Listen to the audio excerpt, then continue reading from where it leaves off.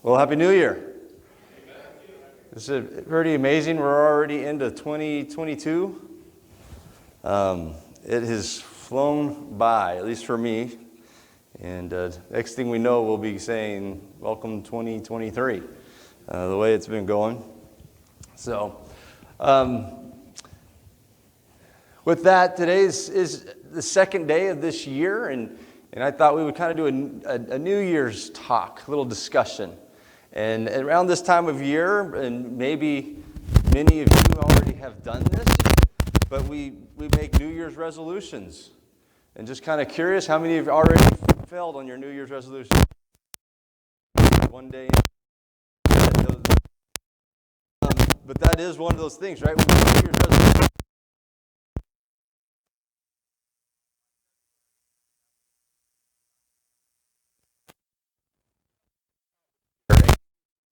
resolutions that you can make that you may be able to keep. All right, so here's one for you. Commit to spending more time watching TV and playing games and movies and stuff online or whatever. You'll be able to keep that one. How about read less? I'm going to read less books, study less. If you exercise, stop exercising, or commit to not starting exercising this year. You might be able to keep that one. Stop, just procrastinate longer before starting. Procrastinate more this year. Stop doing.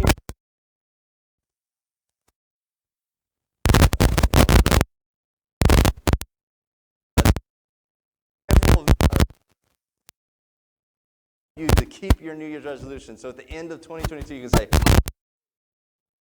that 50 pounds, or whatever it might be.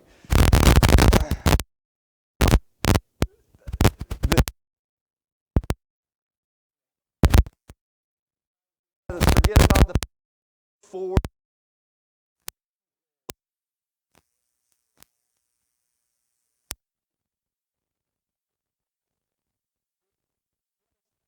In a direction for our path, ourselves, better for our family, better for work, and we want to just plug ahead, plug forward, move forward, and that's a good thing. And it's a good time to stop and reflect as you get to the end of a new year and start a new year. However, this year I want to do something a little bit different. I want to stop and look back. I want to stop and remember what's going on and what's happened in our lives. And the reason I want to do this is because in the book of Deuteronomy, over and over, Moses tells remember. And at the point where we're at, when he is a series of messages and instructions to the Israeli people, or the Hebrew peoples, they're coming into their promised land. They're in a new point of life. It's been about 40 years. They had been in slavery. They've come out. They were at the promised land. Some things happened. They spent another 40 years, and now they're about to take their promised land. It's like a new year for them, right? A new life for them. This land promised with milk and honey. It will be flowing with milk and honey. All of this stuff for them to partake in. It's a time to be planning their futures. Where are they going to settle? What type of homes are they going to build? What are they going to grow? What are they going to have in their ranch of livestock and things like this? It's so much to dream about and think about. But just before they get ready to go in there, Moses says, I want you to remember. I want you to remember. And so this morning, I want to stop and look at some of the things that Moses told the people of Israel what to remember and how those apply to us even today. So we're going to be looking at some different passages in Deuteronomy. If you have your Bibles, you can follow along there. We're going to begin at Deuteronomy Chapter 4, verses 9 through 14. It says this. Actually, let's start with verse 10. Remember the day you stood before the Lord your God at Horeb, when he said to me, assemble the people before me to hear my words, so that they may learn to revere me as long as they live in the land may teach them to their children. You came near and stood at the foot of the mountain while it blazed with fire, to the very heavens with black clouds and deep darkness. Then the Lord spoke to you out of the fire. You heard the sound of the words, but saw no form. There was only a voice. He declared to you his covenant, the 10 Commandments, which he commanded you to follow, and then wrote them on 2 stone tablets.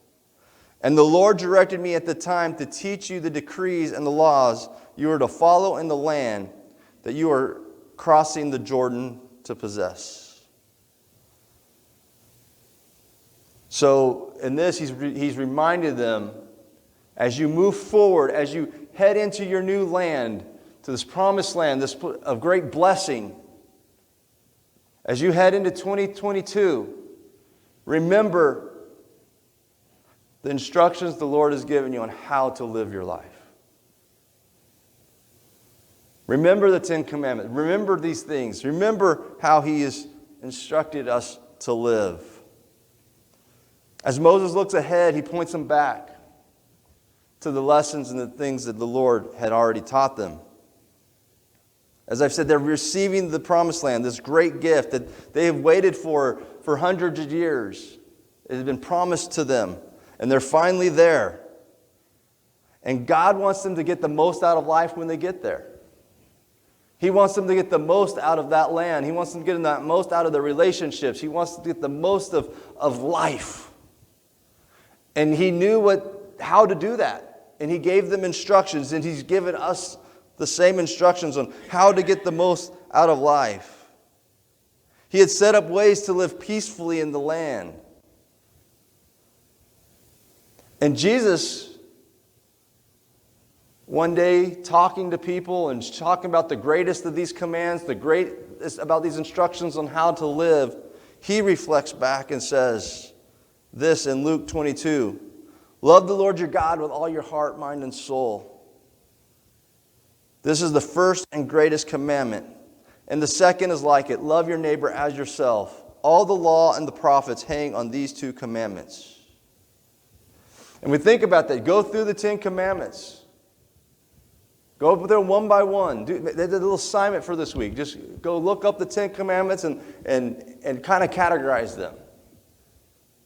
And you'll see that they had to do with 2 things. Loving God, interacting with God, your relationship with God. And the other ones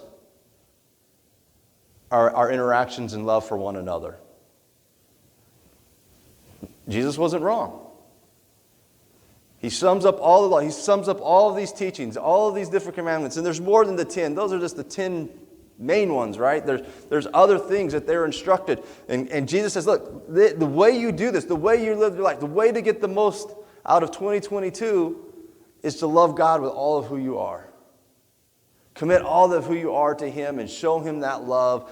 Don't just say you love Him, but show Him. Show others through your actions, through how you live. And then love other people.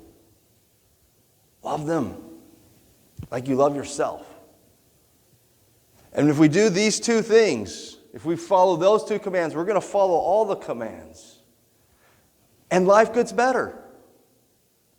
Life is better. We even talked about that a couple weeks ago. We talked a little bit about how when we are living for God and doing it, helps our relationships. It helps our interactions at work. It's incredible how it impacts our whole life. Following the things God has done for us or asked of us to do impacts our life, makes things better.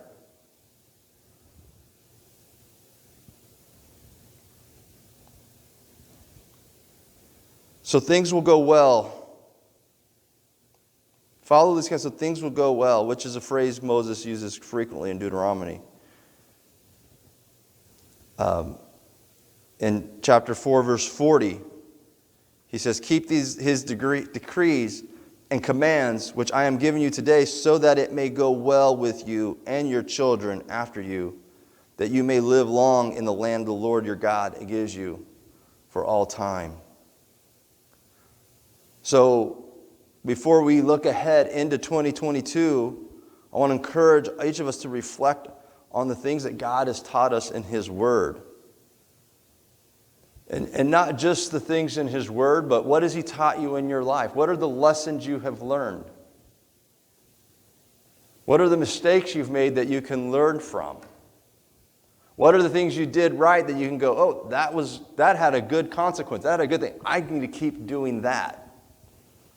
What are the things and the people around you, mistakes that they've made that you go, oh, I don't want them to make that mistake. Or what have people, good choices around you have made, and you go, you know what? I want to kind of follow in that direction.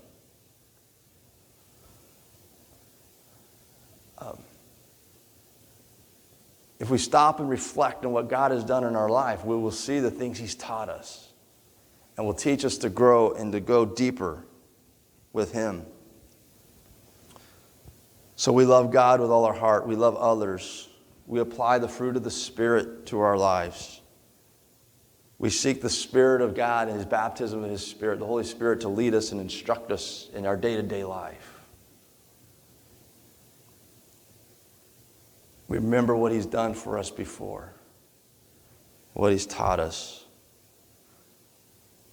And that can help us to keep focus in the direction that we head and the things that we do in the upcoming year.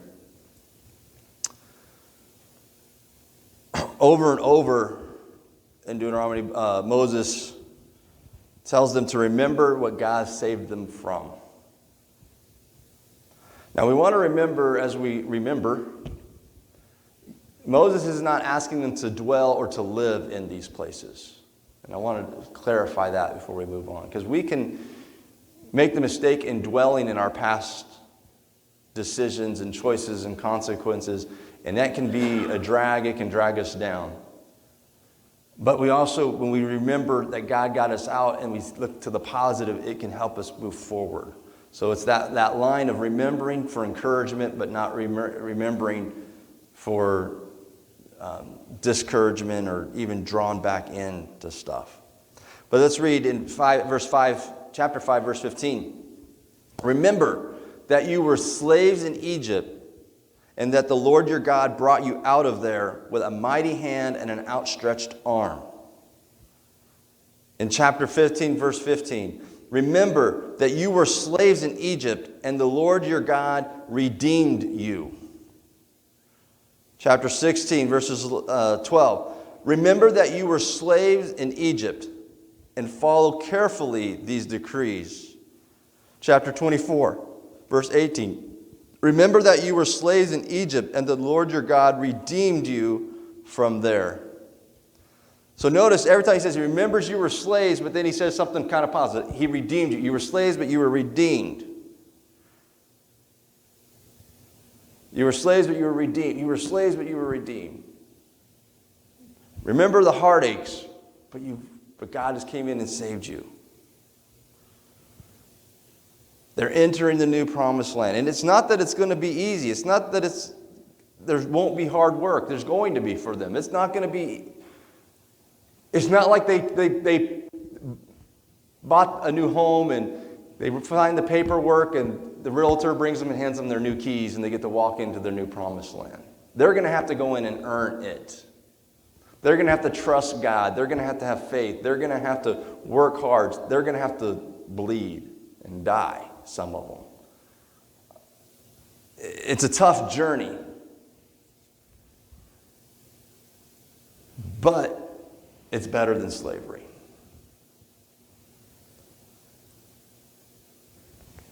He does want them to remember the hard work of the past, what it was like to be in slavery, what it meant to be under the thumb of Pharaoh. He wanted them to remember their cries to God for their prayers, going up for their rescue from this predicament that they are in.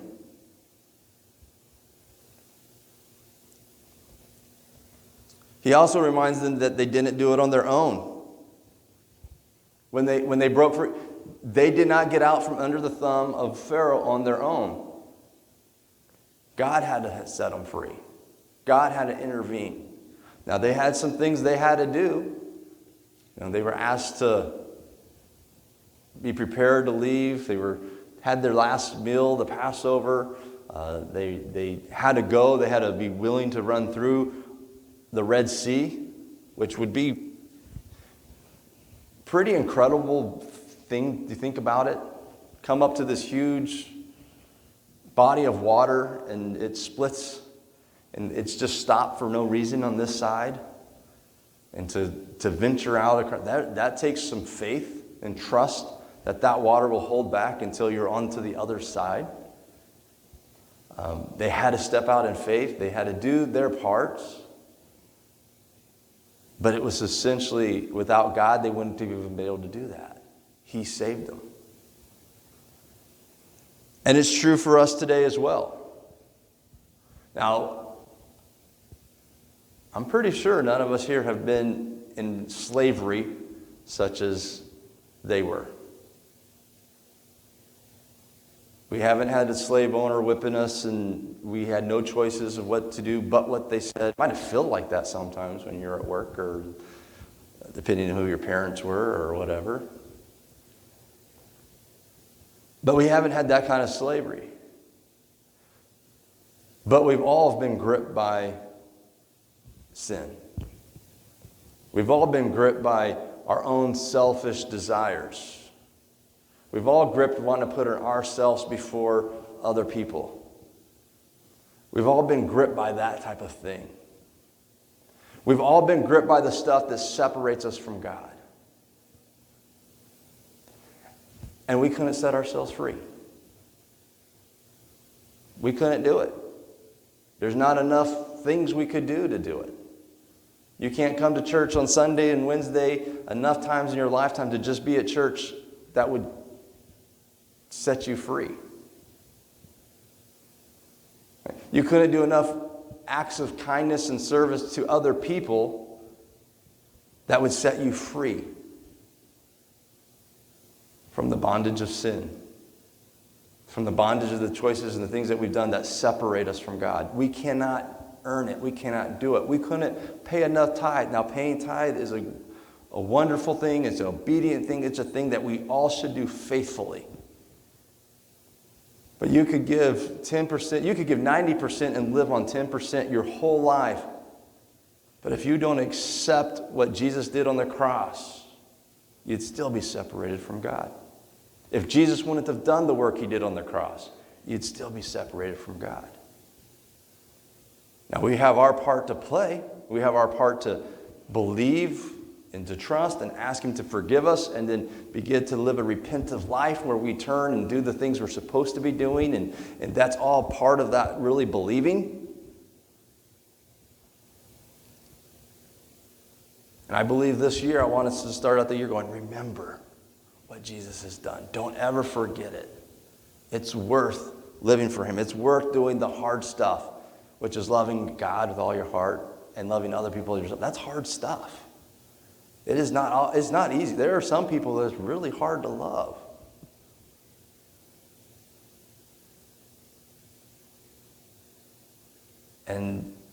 But that's what we're called to do. That's what we're called to do.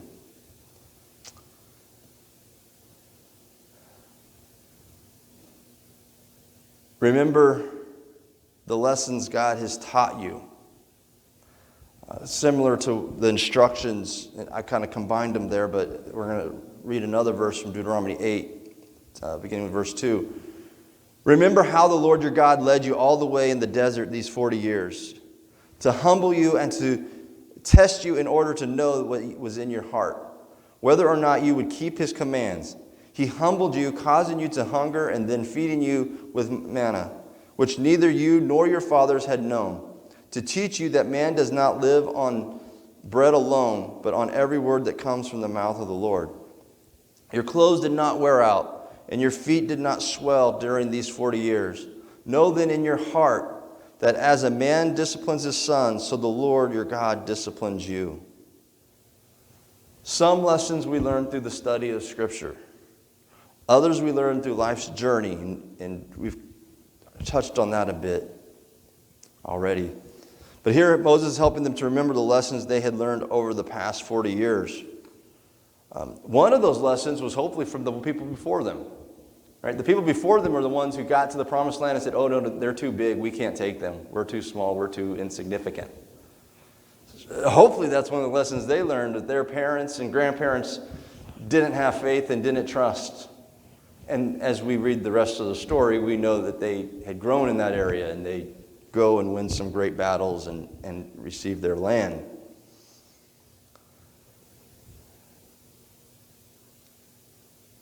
God had allowed them to walk through some tough times. They were hungry, but He provided their food. That builds their faith. They're out in the middle of nowhere. Their clothes should be wearing out, but they don't. That helps build their faith. What are the things that you've walked through where it was tough, but you stayed with it, you followed God, you were obedient, and He provided? Remember those things, celebrate those things, and share those things. That's the last one I want to look at today, is to remember to teach what you've learned to the next generation. Deuteronomy 11, beginning of verse 2. Remember today that your children were not the ones who saw and experienced the discipline of the Lord your God, His majesty, His mighty hand, His outstretched arm, the signs He performed and the things He did in the heart of Egypt, both to Pharaoh, king of Egypt, and to his whole country. What He did to the Egyptian army, to his horses and chariots, how He overwhelmed them with the waters of the Red Sea as they were pursuing you, and how the Lord brought lasting ruin on them. It was not your children who saw what He did for you in the desert until you arrived at this place, and what He did to the Dathan and Abiram, sons of Elab, to the Reubenites, when the earth opened up its mouth right in the middle of all the Israel and swallowed them up with their households, their tents, and every living thing that belonged to them. But it was your own eyes that saw all the great things the Lord has done. So here Moses is reminding them of all this stuff. Some of the stuff they might have saw when they were little kids. And now they're the adults, they're about to go in, they've lived in the desert for 4 years, and you think about it, they've had kids who were never in bondage. They were never in, all they've known is wandering the desert. But He's not just talking about those two, He's talking about the ones who are to come, the ones that are going to be born in the promised land, who never even wandered in the desert. But to remind them where they came from, what their history, what was going on, what had happened, what are the lessons you learned, what were the things you saw in God's faithfulness to you.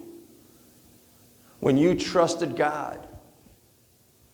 Those stories that we've probably all heard of, I paid my tithe and didn't know how I was going to make the rent, and somehow God provided. Or I wasn't sure how I was going to feed the family, but some way God provided. We hear these stories and we look at the way God has taken care of us. And we have them and we need to share them with one another. Share those stories of how we needed healing and God healed, or we prayed for someone and God touched them. We remember those stories and we share them and we teach them.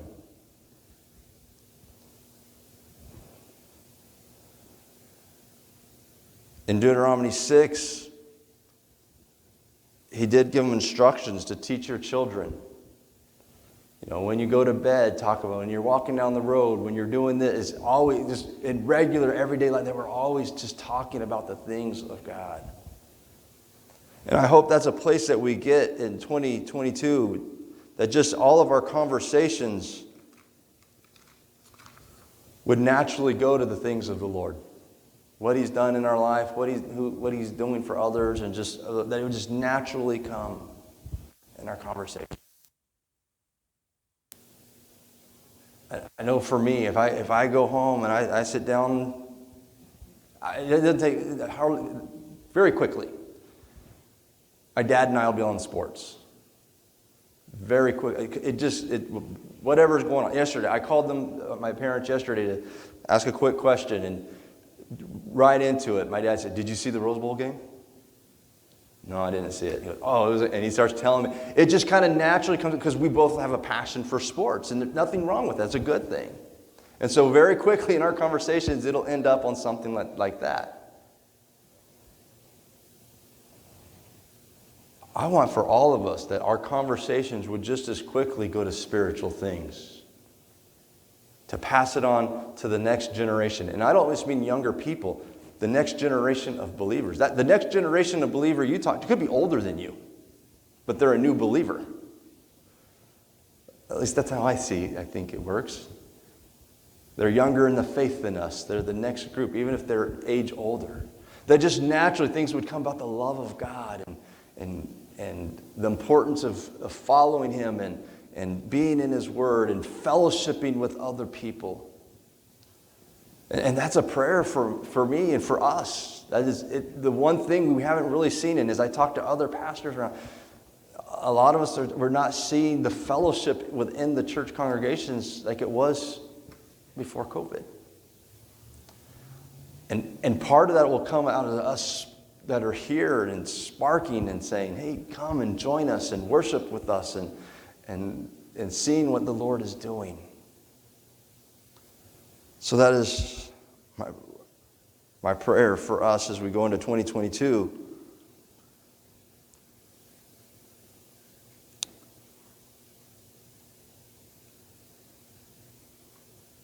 That we just continue to pass on. Deuteronomy 32, verses 7 and 8. Remember the days of old. Consider the generations long past. Ask your fathers, and he will tell you. Your elders, and they will explain to you. When the Most High gave the nations their inheritance, when he divided all mankind, and he set up boundaries for the people, according to the number of the sons of Israel. There's also a sense of asking there. Ask your fathers. Ask the people. We too want to grow. We want to ask and grow. That means have to have a conversation, have to spend time with people, have to be interacting. So this morning, I just want us to not just this morning, but throughout our week and even through this year, ask ourselves a couple of questions. What God has done for you? What has God done for me? And reflect upon that.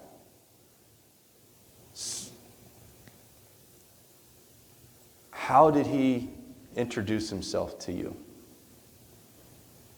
How did you stumble across his path? What was it? And remember, he was there when you stumbled across because he wanted to meet you. He wanted you to meet him. Remember what he saved you from. I know some of us here can say, he saved me from this. I was into these really bad things, and he helped me get out of it. For other of us, we can say, you know what? God saved me from ever even getting into some of those pits. That's a great testimony. I know people have grown up, and I went through that stage at one point. I really don't have a great testimony because I didn't do anything bad that God saved me from. And then it hit me at some point, probably some pastor sitting up here saying what I'm saying. No, he rescued you from having those bad things. You met him before you dropped in the pit. That's a great story. But whatever your story is, if it's somewhere in between that or whatever, remember it and thank him and share with others. And then I understand some maybe here today or maybe watching online, maybe you're still in Egypt. Maybe you haven't found that salvation that has been given to you, that's been offered to you. May you start this year with saying, hey, my first memory of God was at the beginning of 2022, was I found out that he sent his son Jesus to die on a cross for me so that I could be forgiven of my sin. So I could be set free. So I wouldn't have to be in bondage from sin. So I wouldn't have a destiny of hell, but I'd have a destiny of eternity with God forever and ever and ever. Maybe today is the day that you start the things that you want to remember. And you start making the decisions moving forward that will build your faith, and you'll be able to see God in your journey that will help you in your faith building and trusting in the Lord. And you might even say and want to argue, but you know what? I don't think He's ever done anything for me. And I want to encourage you, even if you feel like you're still in your Egypt, to stop and think about it. And I bet you'll come across something that you went, you know what? That was probably a God intervention. I could have died that day. I could have had this happen this day. But God intervened. Oh, I had a grandparent who I know was praying for me. Or a mom or a dad or someone, a coworker, whatever it might be. And maybe it's been years you've been hearing them tell you these things, but you've ignored it. But that was God beginning to intervene in your life and trying to draw you to Him. Those are good things to remember.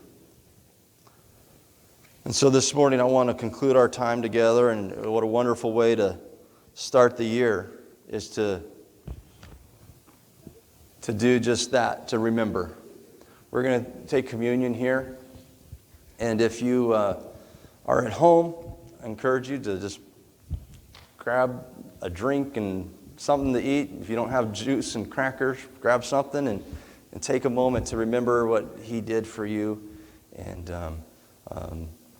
take a time to have communion with if you're by yourself or with your family. And God bless you. Hope to see you here next week, and then the rest of us will have our communion together now.